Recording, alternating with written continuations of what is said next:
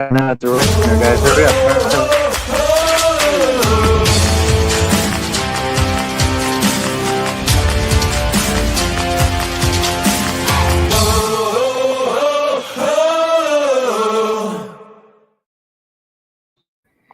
Hello, everybody, and welcome to an extra special episode of the Dolphin Chronicles presented by Kendall Sports Network. This is our season finale episode.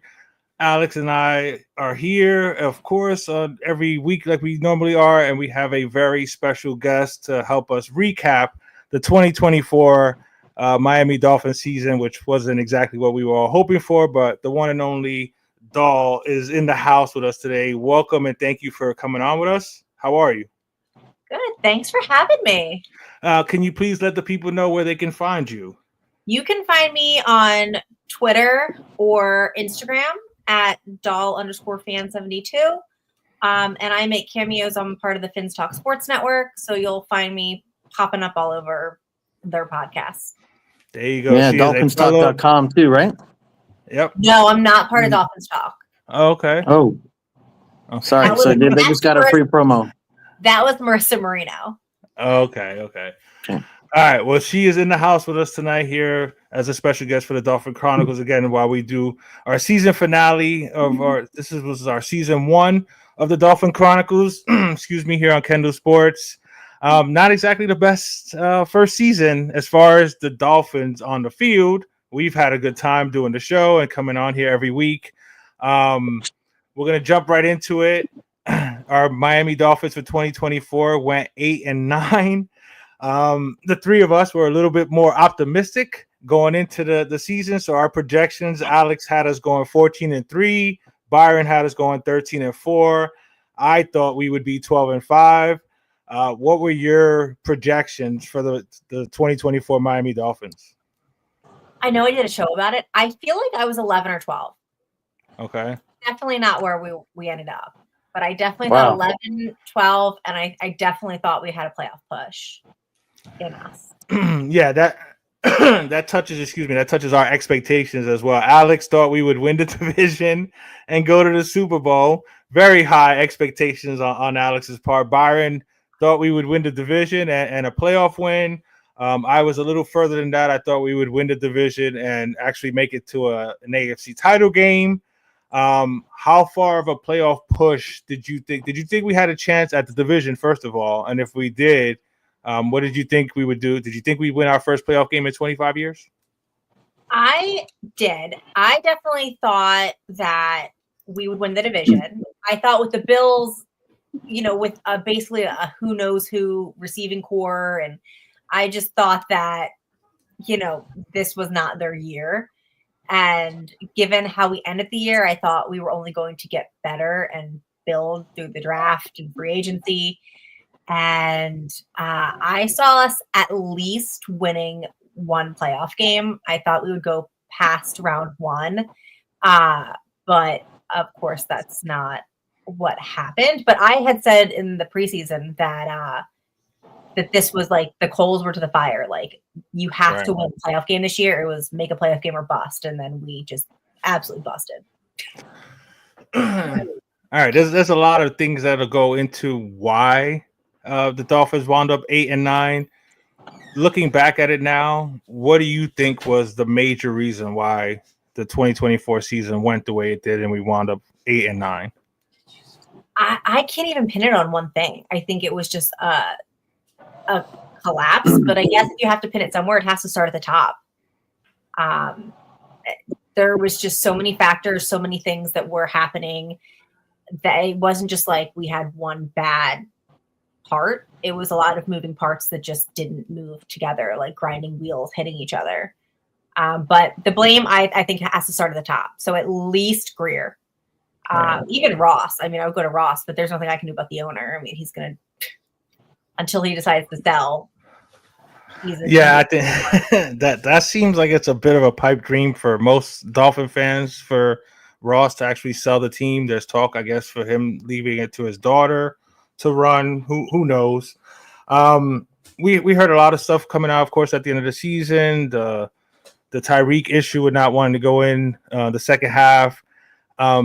as far as the locker room is Cheetah, you concerned, done? you mentioned Chris Greer. Apologies, Alex. I'm enjoying the conversation here. If you No. wanted to jump in, No, go ahead. What I do you wasn't. what do you thought? What did you think? Apologies to my co-host there, Alex. Your thoughts on the locker room and what might have went wrong in this 2024 season? No, I think you misheard. I said Cheetah. When you mentioned Tyreek and his issue, I said Cheetah, you done? I was quoting Jalen Waddle in that video right. that surfaced. Oh my God, I can't. Can you? Yeah. What were your So thoughts, Doll, when you saw that video of like that was so disheartening when I saw it that. kind of confirmed his play. True. You know, like it kind of validated that we all weren't crazy when we're like, Cheetah doesn't, he's not playing up to par. Like he doesn't seem like he wants to be there. There's no emotions out there. Like nobody's really seems like they're like rallying the team. And then to hear him say it on the field, you just realize how long has this been going on? Because who knows if that's just that game. How many times have we been like, why isn't Reek in? Like it's third down. Why is Reek on the sidelines? Has he taken himself out more than just that game? Is the question. Yeah. That is a very good question because that's something that the guys and I have discussed a lot as far as like the wide receiver rotations. Like there'll be so many times where there's a big crucial third down and Tyreek and Waddle aren't on the field for whatever reason. Do you think this is a locker room issue that has gone out of control this year, or do you think it's something that is part of, unfortunately, Mike McDaniel's culture that he's brought to this team the last 3 years, where it's just culminated to this point? It's Mike McDaniel. I think that he's a player's coach, or he likes to fashion himself that way. I think he likes to be buddy-buddy, but I don't think he is authoritative. I don't think he has that, you know, think of like Dan Campbell, think of Shula, think of Belichick. I mean, they're going to hold your ass over the fire if you're late. Like they're going to hold you accountable. I feel like Mike McDaniel just doesn't have that accountability factor, and he's too much like, we're all buddies, like this is a fun place to work, like let's be cool. And these are sometimes like very young, very wealthy boys. Right. I mean, low 20 on South Beach. That you can't be just letting them like willy-nilly, like, all right, if you're late, you're gonna get a fine. What's a couple thousand to them at this point? Right. I just think that there's a lack of respect and a lack of accountability. And this is what happens when your team doesn't respect you in the locker room. Yeah, that's a scary thought. If it's gotten to the point where there's a complete lack of respect and, like you said, a lack for authority there. And then for Tyreek to be one of the captains, again, do we even really know how those captains are picked? They're supposed to be picked by the players, but I'm assuming the coaches have some kind of influence on that. Tua being the leader that he's supposed to be, do you see or do you have doubt? Or actually, what are your initial thoughts on Tua as our quarterback, not just now, going forward? Do you go ahead? Let us know how you feel about Mr. Number One. I try to avoid the Tua talk. I'm not part of Tua. I like to keep my focus on the defense, but we paid him, right. But I don't think he's the future of this franchise, and I don't know. He seems like a great dude. I don't know how much of an actual authoritative presence as a leader he has in the locker room, but my franchise quarterback I can't game plan more for him to be out than him to be in. Mm-hmm. My second string quarterback cannot have almost a higher value than my starting quarterback. And I want my starting quarterback to be there, he had one healthy season. We're on what, year 5? One healthy season. And my franchise quarterback should have more than that. I shouldn't have to bubble wrap him. I just need more from a franchise longevity quarterback. How long is he really going to last? That's where I stand. I like the guy. When he's in, we build our entire offense around him. Like, we can't function without him because we don't know how to game plan for anybody but him.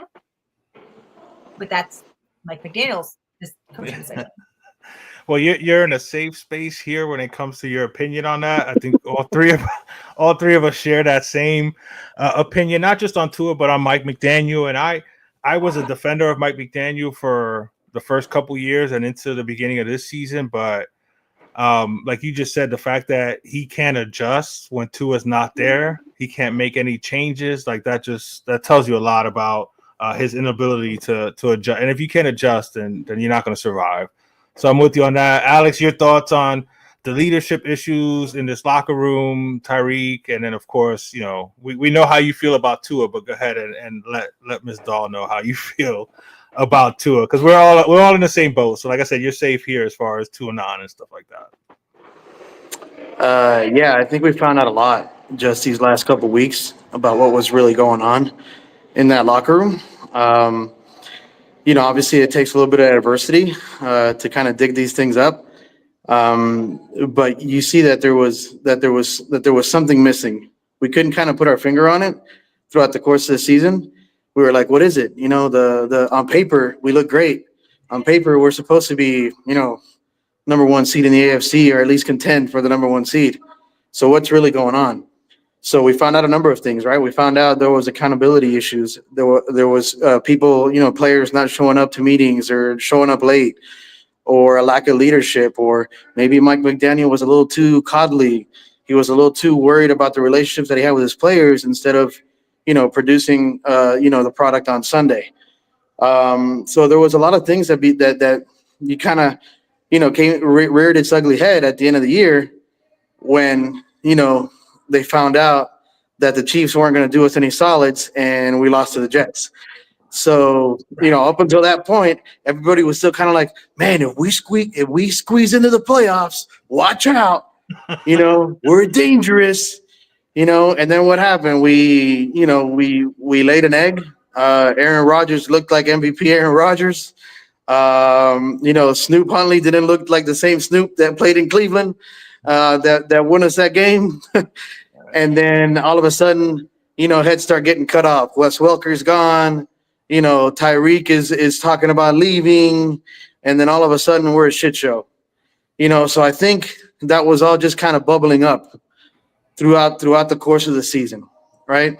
And where in the beginning you could kind of, you can kind of mask some of those things and kind of get away with it.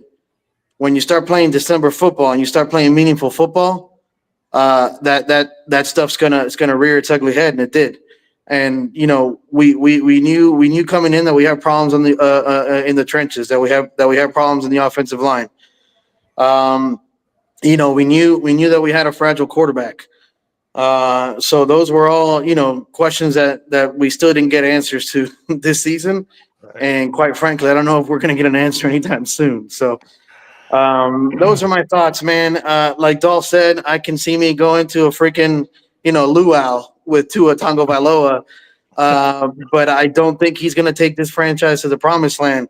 And I'll be the first to tell you, man, it's been a roller coaster of emotions for me. I've been up and down. When we drafted him, I was like, yeah, that's the guy, because I was trying to just, be that person. And then, and then, all that stuff unfolded, and he looked off. You see on the sidelines, he just looked off in that game. It started with the freaking sunglasses, and then just the way he was kind of carrying himself. Everything just looked off. So I don't know, man. I got more questions than answers in this offseason, and I think a lot of us can say the same. Yeah, I think the majority of Dolphin fans are feeling the exact same way, except for those fans that are strictly just Tua fans, because there's a difference between Miami Dolphin fans and Tua fans. Yeah. I'm a fan, excuse me, of the logo, not so much the newer logo, but I'm more of a fan of the logo and the name on the front of the jersey than the one on the back. I love players, and there's a lot of players that I've loved in my lifetime. Again, I'm a big time, obviously, Dan Marino fan, but I care about the Miami Dolphins. I want the Miami Dolphins to be successful. I really don't care who our quarterback is, as long as we win games. But to just point out some of the positive stuff, Toronto, Zach Sheeler had a phenomenal season. I think we found out which one was more valuable of the salt and pepper. between him and Christian Wilkins, in my opinion. Not that I have anything against Christian Wilkins. I thought he was a really good player, but I didn't think he was worth the money that he was getting paid. So I love Zach Sealer. We probably could have used his locker room presence this year. I think he was a guy that was respected in the locker room. True that. Probably someone that could have righted the ship and kind of, one of the alphas. Like when you think of a dog, he's a dog, right? And that's the vibe that he gave, and he was great in the community. So that's the aspect that we missed of Christian Wilkins as far as the production. Zach Sealer's a monster, and he's earned every freaking a dime that we've paid him, and he deserves his flowers. But carry on. Yeah, I'm with you 110%. Hopefully, he never wears another uniform except for a Dolphin uniform in his career. It was great to see Calais Campbell in a Miami Dolphin uniform as a fan of the Miami Hurricanes. I've been waiting a long time for Calais Campbell to wear the aqua and orange. Man, that felt good to see too. Yeah. Yes, it did. Jonnu Smith was obviously a bright point, and Devon Achane had a phenomenal year. Daw, I'll ask you. I know it wasn't the best of seasons, but what were some of your highlights or your bright spots, whether it's players, plays, games, some good notes on the 2024 season? Well, I think everybody knows that after Xavier Howard, I claimed Devon Achane as my emotional. That's right. He's my emotional pick. I'll defend him to the death. Yeah. So it's obviously Devon. I think that we would have been way worse without him. He turned into being Tua's crutch this year. Last year was Tyreek. Yeah. It was basically, he was probably the best slot receiver we had. He was also our running back, and he just maybe our best receiver, period. Yeah. Yeah. He was just phenomenal. I worry about how much of a pounding he took this year. Mm-hmm. That's why in the offseason we needed to get a bully back, like a Derrick Henry. But Jonnu, and I'll give Mike McDaniel credit that we actually used a large body tight end in the middle of the field finally, and look at the production that we got from it. Right. I hope that continues. I think Jonnu, phenomenal. He was also, third down conversions. He was our man. Absolutely. I gotta go with Chop, the rookie. Oh, true. Yeah. Started out a little iffy, but I really think that he's developing well. I think that it's going to be exciting to see him in the future. I agree. Also, Brooks. Jordan Brooks. Yeah. He led us in tackles, right? Yeah, he made tackles. He made some plays. And then Malik Washington, because Mr. Mid was gone, injured. And we actually had a semi or starting to form like a dynamic run game. We started off with some pretty good field position on games. Like if he maybe gets at one or two breaks, set us up. So yeah, I think he was ranked like the number 2 returner in the league or something. I forget what kind of stats that they use or whatever, but it is when your returner does more than catch the ball, run forward 5 yards, and then get tackled. Yeah. It's such a nice, right? Yeah, it's actually very nice now that you mentioned that. Yeah, upgrade from Braxton. Yeah, definitely. His girlfriend may not be as pretty, and I don't know. I haven't seen his girlfriend, but yeah, definitely an upgrade from Braxton. Yeah, absolutely. I think Malik probably, if I had to guess, I'd say he's probably, he should be the number 3, should be the slot receiver. I'm with you on Chop. I'm not gonna lie. I wanted a big ugly in the offensive line with that pick. But I was pleasantly surprised as the year went on. You can tell the kid has that first step is insane. He puts on a little bit more strength. He's going to be able to hold the edge for us a lot better as he grows into his body because he's still young. Drawing comparisons to Micah Parsons already, and that's a good company to be with. That absolutely correct. I don't even want to. If you want to talk about Chris Greer, his problems and players that we could have had on our team. All right, so we touched on some of the surprises, some of the good players you mentioned. Malik, Chop, Devon Achane. I'm with you. I love Devon Achane. I loved him at Texas A&M. I was so glad that we drafted him. If only we had drafted a running back this year to take some pressure off of him. But whatever. I wanted us to get Derrick Henry when he became available. I'm with you. Achan and Henry, or Whoa. a Henry type kind of back. Yes. That's what we needed. That I call it the bully back. Like Yeah. we need, like a Jerome Bettis. Yes. I'm with you on that one. I think Byron was with me on that one as well. I was pounding the table hoping that we would go after a Derrick Henry because I thought the combination of him and Devon would just be a great 1-2 punch. I like Jalen Wright coming out of school, so I understood why they made the move. I just wish he would have gotten more than 2 carries a game. But again, that goes back to our coach on that one there. As far as disappointments, there's a ton of them to go around. We touched on 2 a little bit. Tyreek not having much. We got the big announcement. A lot of Dolphin fans wanted some kind of change. We finally got Crossman out of there, the special teams coach. I think Wes Welker was a bit of a surprise, but when you see all the stuff coming out from the wide receiver room, maybe there was a little bit more to it than what we expected. Your thoughts on us having to deal as Dolphin fans with Chris Greer and Mike McDaniel still in the house? I mean, Ross had that statement ready to go before the game was even over. I mean, you ain't lying. Yeah. And I think the outrage of the fans, that's why Crossman, they decided the blackmail that he had on the franchise was worth it. That was to appease us. Like, okay, well, we didn't get rid of Greer or McDaniel, so we'll give them Crossman. Yeah. I think that Wes Welker's firing, I think it had a lot to do with the lack of holding the players accountable. And they needed a scapegoat, I think, in the wide receiver room. Sure, was there coaching accountability problems? Yes. Did the wide receivers maybe not develop as quickly or as well? But I don't know how much power Wes Welker actually held in that room. But I think that was a scapegoat for, Tyreek quitting and things like that if they want to keep Reek, which I'm cool with him leaving. And it was just, I can't even begin to list the meltdowns and the negatives that were like truly disappointing. But let's just start with our entire secondary. Yeah. And I'm sorry, I'm going to say it because I've been saying it all year.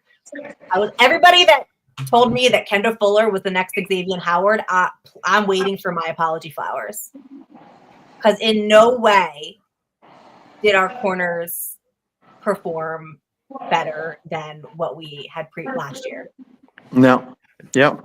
No, I completely agree with that. Availability again was the problem.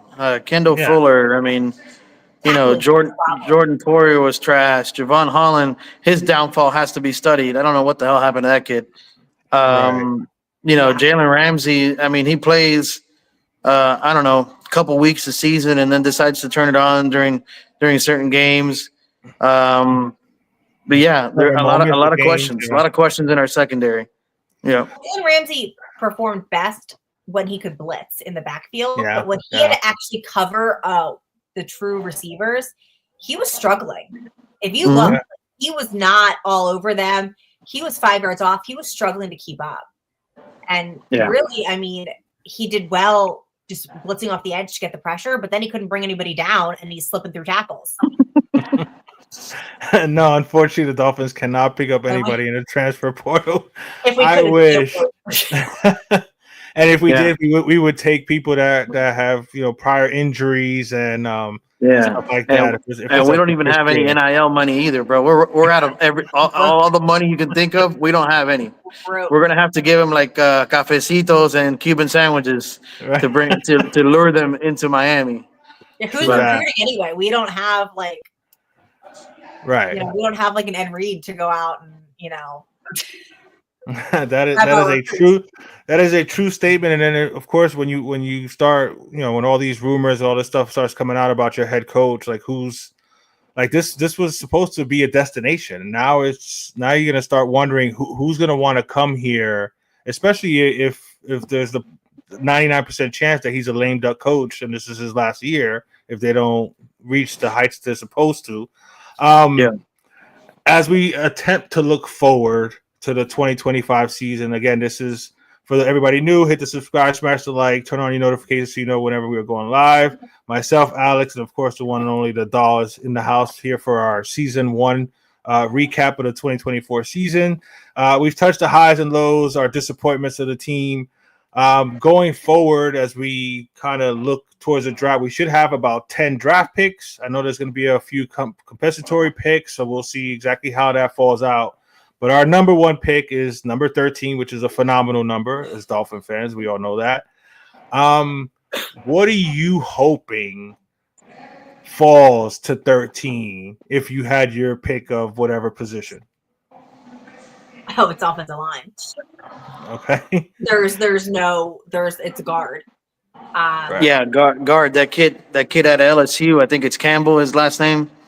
There's a stud in Texas too, Banks, who declared for the draft recently. But yeah, there's talk about getting that tight end out of Penn State. I don't want a tight end. We need guards. We need guards. I'll take guards. I'll take tackles that can play guard. I don't care. At this point, I don't care. And no more projects, please. No more projects. The only thing that I will accept outside of an offensive lineman is Cam Ward. If Cam Ward is there at 13, I don't. Yes. Give me him. He won't be there. But listen, not a chance. You said who falls? If Cam Ward is there, and we didn't take him, I would punch Greer in the face. I would fly to Miami and do it myself. I think there would be. There would be a mob. There would be a mob ready to go at Chris Greer on that one. I would also accept a corner, like in the second or third. I think I want like a young stud corner, because I think that's a whole linebacker. Oh my god. It's just line. It has to be offensive line. If he goes anywhere but offensive line, rack it up. It's done. Let the fat lady sing. Yeah, I think we're all in alignment with needing the offensive help. I'm with you, especially at 13. You want to take the best offensive lineman possible. I just don't want them to reach for an offensive lineman like we did for Austin Jackson. So I'm always a best player available. So if that best player available is, Malik Starks or whoever it is, the safety out of Georgia, or the Banks kid to tackle.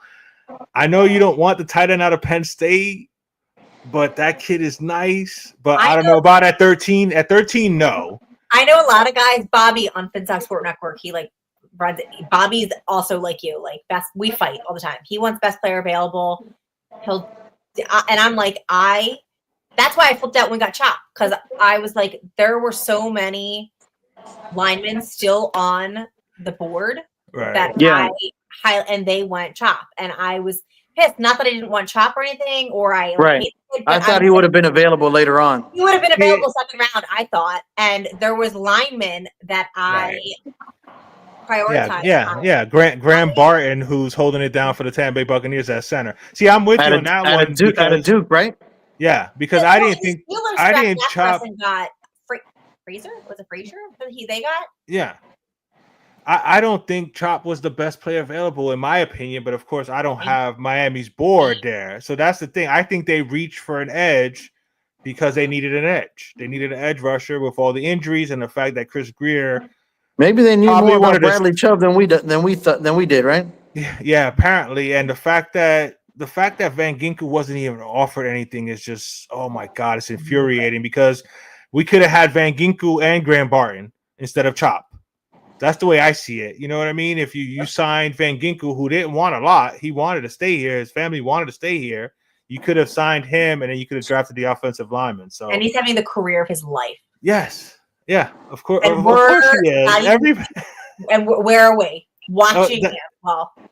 That is the Miami Dolphins of the 2000s in a nutshell. Is the players leave here and they go on to phenomenal careers elsewhere, and we continue to just live in mediocrity. Oh, that's the worst feeling in the world. Almost. I think we're almost there, Johnny. We're so close. We're so close. Yeah. We're always you're always close when you're in the middle, but you're close to being good and you're close to being awful. That's what close is. Unfortunately, in the NFL. As we start to wrap this up here before we let you go, Ms. Dahl, of course, Greer and McDaniel had their press conference. They discussed having to redo the offensive line. So of course, we're all hoping for some more offensive linemen. Make this team. I think, and this is just me. I'm gonna just run this by you. I think the whole philosophy has to change as far as Mike McDaniel's offense. I a few weeks ago back, I said that the worst thing that happened to the Miami Dolphins was the fact that they traded for Tyreek Hill, because I think Mike McDaniel would have come in here being the run game coordinator from San Francisco. I think he would have came in here with an emphasis to run the ball, have Tua be a play action RPO quarterback, which he's supposed to be so great at, and be more of a run-based team with play action as opposed to just pass happy. But when you have an opportunity to get a Tyreek Hill, then you change your offense to a more pass happy offense. Do you think there's any validity to that, or do you think I'm just tripping? I disagree. I think we are looking at the offense that Mike McDaniel wants to run. I don't think it matters we have Tyreek. I think he didn't build the offense around Tyreek. I think he built it around Tua and what he feels are Tua's strengths and capabilities. And that's shown by when Tua goes out, we cannot do anything. Our backups, they look lost. They can't do it. They can't get the ball off with that quick release. And there's no dumb down plays for them because the only focus has been on Tua. And what Tua needs, I don't think that they're even giving really reps to the backups in practice. I don't think that they have a dumbed down, game plan for the backups. I think they expect the backups to step in and be Tua. And unfortunately, we have a bubble wrapped offense that's only Tua sized. I think that's what you're looking for from McDaniel. If you look, how often does he abandon the run? He didn't come over here to be a run game coordinator. He didn't come over here to build a strong run game. He came over here for the passes. He wants the yards. He wants to put up those stats because he abandons the run more than half the fathers in the world. Well said. Yeah, I'm with you on that. Again, I just tend to think that maybe if he had different players, he might have had a different mindset. But like you said, the proof is in the pudding. The proof is in the pudding. He's the one that told Chris Greer not to worry about offensive linemen. His system will make it work. So, oh my God, this is infuriating to be a Dolphin fan. It's gotten to the point though. My oldest son just turned. He's gonna be 28. He's a Dolphin fan, diehard. That's all he's known. Like I've had to apologize to him for the majority of his adult life for making him a Dolphin fan. Like that's how bad it's gotten, because he's known nothing but mediocrity. And he, of course, was happy when we got Tua and thought Tua was the one. Now he sees you got to have a guy that can actually be there, first of all, and that can make every throw and can handle the cold weather. And this guy just doesn't seem to be that guy. So I think we're all in agreement with that. I got to ask you guys this. If Cam Ward falls to like 8 or 9 and you're the GM, are you jumping up there trying to get him? Let's just say he slips past 5 or something. Well, there's no way he's going past like 5. No, yeah, I know. If he's there, if he's there at like 6 or 7, bro, I'm giving a picks. I don't care if I got to give him a couple first-round picks for the next few years. I jump up and get him. They're not going to do that because they're tied at the hip to Tua. Yeah. But in a fantasy land, like why get me excited, right? Well, because that's what we do. You know me. I'm all about the you. That's what we got. What we got to do is we got to dream. If we don't dream, then we're just gonna be living this nightmare, man. Yeah. No, I would go up and get him in a heartbeat, without a doubt. This has been an absolute pleasure. Before we get up out of here, please let the people know where they can find you again. You can find me on IG or Twitter, X, at doll_fan72. Doll's Diaries is Mondays at 8, I think my show is, on Finstop Sports Network. And we are a Heat show now. So if you're a fan of the Miami Heat, that is. Yeah, and her boy is Duncan Robinson, right? If I'm not mistaken. Miami runs on Duncan, baby. Miami runs on Duncan. I needed him to hit one more freaking 3 last night. Instead, Khalil Ware wanted to go off in garbage time. But Spo should starting Duncan. Duncan should be in the starting 5, and then have Hero come off the bench. And Spo's rotations are for another show, doll, and we can get there. Don't get me started. Don't get me started on the lack of respect that Duncan's getting this year. And then Yeah. Jimmy Butler's a whole other. That's the Tyreek of the Heat. That's the Tyreek of the Oh Heat. my god! We can revisit this topic. I never would have thought that Jimmy. I never would have thought it would have gotten to that he would have had that much Tyreek. It's Tyler's team now. him and Tyreek doing that in the same week was just brutal for. We can't have anything nice. Yeah. I'm like about to watch hockey for the Panthers because people told me they won't break my heart. But No, Yeah. they're Jump on that. You better solid. jump on They're that all we train got. now. Jump on that train now. That's the only happiness you're gonna have if you're a South Florida fan, for real. They got the Florida Devils Panthers. tonight, I think. Yeah. I don't. There you go. Well, Dahl, thank you very much for joining us. Hopefully you can come back on once we get closer to draft season. That's when season 2 will pick up for the Dolphin Chronicles. Thank you so much for blessing us with some time. We really, really appreciate you. No problem. Thanks for having me. I'll come on whenever you want. Thank you so much. Have a Awesome. great We'll night. hold you to that. Thanks. All right. Bye. Bye. The one and only Dahl hanging out with us, man. What a way to end season 1 of the Dolphin Chronicles here on the Kendall Sports Network. That was a lot of fun, man. She's cool, man. She knows her stuff. Again, she's a great follow. Definitely check her out. If you're new, hit the subscribe, smash that like button, turn on notifications. This is the she's season definitely a 1 polarizing finale. figure on Dolphins Twitter. So, but she's she's got a good Well, voice. she's a man. diehard, bro, and she's a Yeah, there's a diehard. lot of- I love her opinions. Like that's why I try to tell her straight up, this is a safe space. If you want to, if you get a bad mouth to it, don't even worry about it. We all feel she doesn't some kind of sugarcoat way. anything, which I can appreciate. She don't have a filter. So No, that's the real people. You know what I'm saying? Either be real or be out. This is the way I see it. So, Alex, you got anything for the people on this season 1 wrap-up show of this disappointing 2024 8 and 9 season? I can't believe all 3 of us had them in like 12, 13, and 14 wins. I know. You way to throw me under the bus, by the way. We be smoking some good shit, bro. Because I know. Well, we were smoking some good bud in that opening, in that debut show. But no, man, just keep your head up, man. The Dolphins are the Dolphins. They're gonna continue to Dolphin, but we love them anyways. That's a lot to love about this team. You know, nobody's perfect, man. Rome wasn't built in a day, right? So just keep your head up, man. Hopefully we can make some great personnel decisions and hopefully our talent evaluation team can do their freaking homework. And we can have a great draft. And make some smart moves in free agency and kind of run this thing back again so we can contend for the AFC East title that we haven't even smelled since we had Noodle Arm Pennington under center. So yeah, that's the scary part about it. Again, as we wrap this up here and we get ready for the 2025 season, we'll be back before the draft. I don't know an exact date, but make sure you have your notifications on so that you can know, and we'll put it out on all social media platforms. Just look for Kendall Sports Network at Kendall Sports. Yeah, man. I mean, we got 10 draft picks, so hopefully, like I said, I think the philosophy needs to change, though. So hopefully Chris Greer wasn't just blowing smoke with the whole, we need to invest in the offensive line. Yeah, not only do we need to invest in the offensive line, but like you said, I want dogs.